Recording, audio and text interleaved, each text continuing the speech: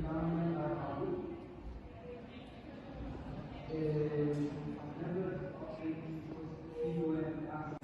I have to be very honest, I'm not this, but it doesn't matter.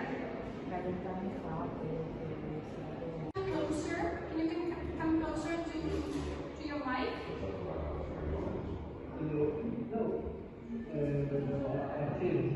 Yes, if you just keep it closer to your mouth, maybe it's easier. Yeah. Non sono per niente contenti di rimanere a casa, io lo vedo praticamente in quasi tutti gli studenti che ho e anche i miei figli. C'è proprio una sofferenza nell'idea di dover ricominciare questa esperienza di didattica a distanza, che però viene affrontata con molto coraggio e con molta determinazione. Quindi è una cosa dalla quale dobbiamo in qualche modo passare.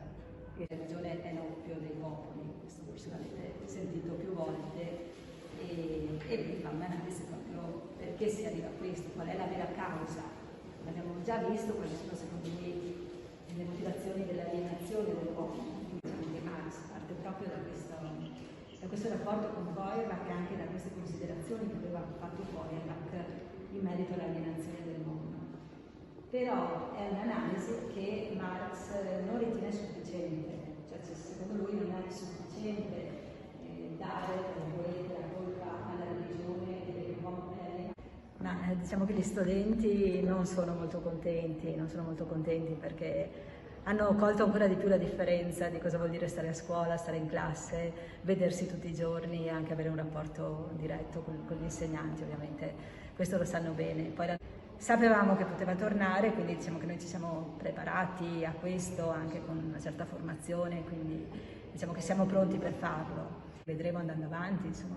Intanto abbiamo organizzato questo mese, abbiamo organizzato anche con un'altra cosa importante, ecco, diciamo che l'anno scorso non ci siamo mai visti con i ragazzi, adesso invece abbiamo questa percentuale del 25% in presenza, quindi alcuni giorni loro possono venire.